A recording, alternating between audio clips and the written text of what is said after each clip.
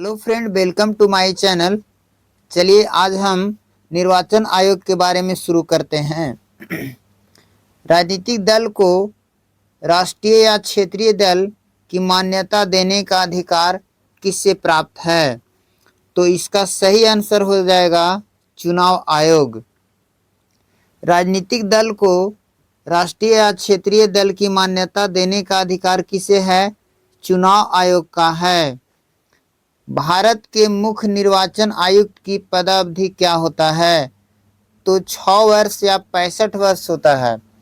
भारत की मुख्य निर्वाचन आयुक्त की पदावधि 6 वर्ष या 65 वर्ष होता है।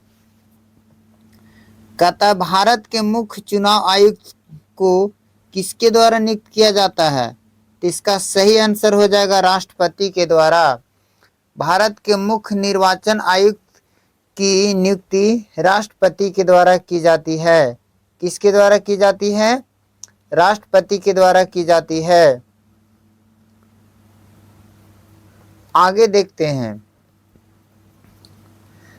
मार्च 2023 में सर्वोच्च न्यायालय के फैसले के अनुसार मुख्य चुनाव आयुक्त की नियुक्ति प्रधानमंत्री, लोकसभा में पक्ष विपक्ष के नेता और भारत के मुख्य न्यायाधीश की समिति की सलाह पर राष्ट्रपति द्वारा की जाएगी, यह तय कर दिया गया था।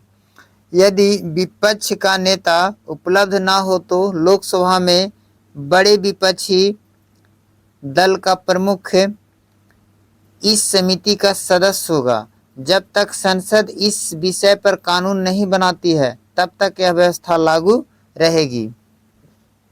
आगे देखते हैं। वेरी इंपॉर्टेंट क्वेश्चन है दोस्तों कि संविधान के किस अनुच्छेद के अंतर्गत भारत के निर्वाचन आयोग का प्रावधान किया गया?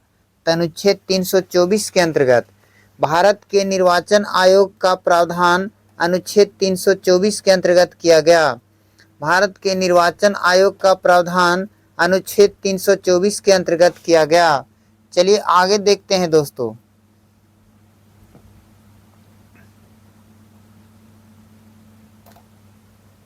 आगे देखते हैं निर्वाचन से संबंधित अनुच्छेद। अनुच्छेद 324 चुनाव कार्य के अधीक्षण, निदेशन, नियंत्रण की शक्ति चुनाव आयोग में निहित होती है। अनुच्छेद 324 में कहा गया है कि चुनाव कार्य के अधीक्षण, निदेशन और नियंत्रण की शक्ति चुनाव आयोग में निहित होती है। अनुच्छेद 324 में कहा गया है, अनुच्छेद 324 में कि चुनाव कार्य के अधीक्षण, निदेशन और नियंत्रण की शक्ति चुनाव आयोग में निहित होती है। अनुच्छेद 325 में कहा गया है कि चुनाव प्रक्रिया में शामिल होने के लिए कोई व्यक्ति धर्म, नस्ल और जाति, लिंग के आधार पर अयोग्य नहीं होगा। इसी आधार पर शामिल होने का दावा नहीं कर सकता है। अनुच्छेद 326 में कहा गया कि लोकसभा अथवा विधानसभा के चुनाव वयस्क मताधिकार के आधार पर संपन्न हो गए। यानी अनुच्छेद 326 में कहा गया कि लोकसभा अथवा विधानसभा के चुनाव वयस्क मताधिकार के आधार पर संपन्न होंगे। अनुच्छेद 327 में कहा गया कि विधानमंडल के चुनाव के संबंध में उपबंध करने की संसद की शक्ति रहेगी। अनुच्छेद 327 में कहा गया कि चुनाव के संबंध में उपबंध करने की शक्ति संसद की रहेगी। अनुच्छेद 328 राज्य विधायिका को संबोधित राज्य के अंदर चुनाव के संबंध में प्रावधान बनाने की शक्ति। मैंने राज्य विधायिका जो होगा वो राज्य के अंदर चुनाव बनाने की प्रावधान की शक्ति उसके पास रहेगी। आगे देखते हैं दोस्तों हम।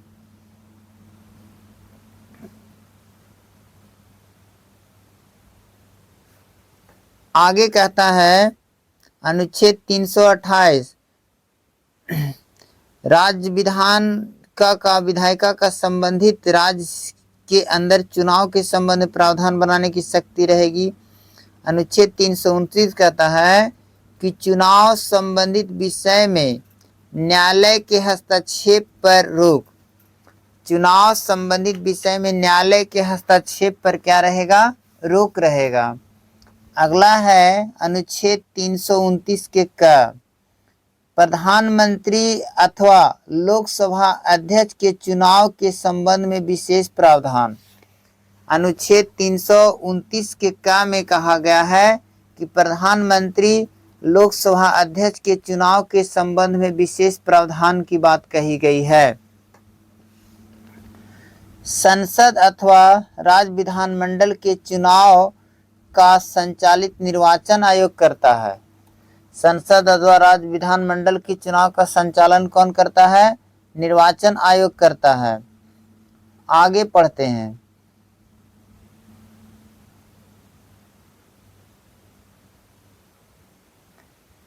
आगे है आंतरिक दलीय लोकतंत्र का उपयोग कहाँ होता है? तो इसका सही आंसर हो जाएगा दल के आंतरिक चुनाव, जो दल के पदाधिकारियों के चयन होती समय समय पर होता है। चुनाव आयोग किस प्रकार के पद से हटाए जा सकते हैं? यानी चुनाव आयोग को किस प्रकार से पद से हटाया जा सकता है? तो संसद के 2/3 बहुमत से प्राप्त प्रमाणिक कदाचार के आधार पर मुख्य चुनाव आयुक्त को हटाया जा सकता है। यानी 2/3 बहुमत से प्रमाणित किया जाएगा, उसके बाद उसे क्या किया जा सकता है? हटाया जा सकता है। राष्ट्रपति का चुनाव किसके द्वारा संचालित होती है? तो इसका सही आंसर हो जाएगा भारत के निर्वाचन आयोग के द्वारा। राष्ट्रपति का चुनाव किसके द्वारा संचालित होती है? भारत के निर्वाचन आयोग के द्वारा। 61वें संविधान संशोधन 1989 के अंतर्गत मतदान की आयु 21 वर्ष से घटाकर 18 वर्ष कर दी गई थी। 61वें संविधान संशोधन 1989 के अंतर्गत मतदान की न्यूनतम आयु 21 वर्ष से घटाकर 18 वर्ष कर दी गई। चलिए आगे देखते हैं दोस्तों। आगे है संसद की आयोग्यता संबंध विवाद का निर्णय कौन देता है? तो इसका सही आंसर हो जाएगा निर्वाचन आयोग के परामर्श से राष्ट्रपति। संसद में यदि अयोग्यता हो तो उससे संबंधित जो विवाद होगा उससे परामर्श कौन देगा? तो निर्वाचन आयोग के परामर्श से राष्ट्रपति। संसद द्वारा किस व्यक्ति को चुनाव लड़ने के लिए आयोग करार दिया जाता है? तो न्यायालय द्वारा अपराधी घोषित किए गए व्यक्ति को। भारत में मताधिकार और निर्वाचन होने पर अधिकार किस प्रकार का है? एक विधिक अधिकार है। यानी मताधिकार और निर्वाचित होने का अधिकार एक विधिक अधिकार है। माने मत देने का अधिकार और निर्वाचन प्रक्रिया में भाग लेने का अधिकार, ये सब क्या है? विधिक अधिकार है। राजनीतिक दल को सर्वप्रथम संवैधानिक मान्यता किस वर्ष प्रदान किया गया? तो 1985 में। राजनीतिक दल को संवैधानिक मान्यता कब प्राप्त किया गया? 1985 में। राजनीतिक दल को संवैधानिक मान्यता कब प्राप्त किया गया? 1985 में। राजनीतिक दल को संवैधानिक मान्यता कब प्राप्त की गई? 1985 में। राजनीतिक दल की संवैधानिक मान्यता कब प्राप्त की गई? 1985 में। अगला है अनुपातिक प्रतिनिधि की आवश्यकता किस देश में नहीं होती है?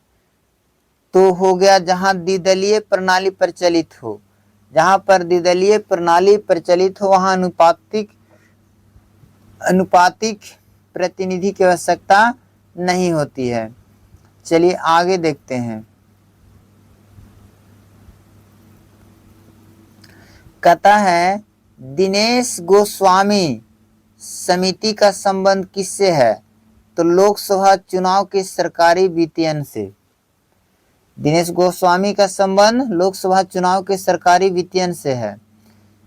किसी भी राजनीतिक दल को मुख्य विपक्षी दल की मान्यता प्राप्त करने हेतु उसके पास कम से कम 10% सदस्य होना चाहिए। यानी मुख्य विपक्षी दल की मान्यता प्राप्त करने के लिए उसके पास कम से कम उसके पास सदन के कम से कम 10% सदस्य होना चाहिए। कितना प्रतिशत? 10%। निर्वाचन आयोग को किस वर्ष 3 सदस्यीय आयोग बनाया गया। तो 1989 और 1993 में निर्वाचन आयोग को 3 सदस्यीय आयोग कब बनाया गया? तो 1989 और 93 में। दल बदल निरोध अधिनियम कब पारित किया गया?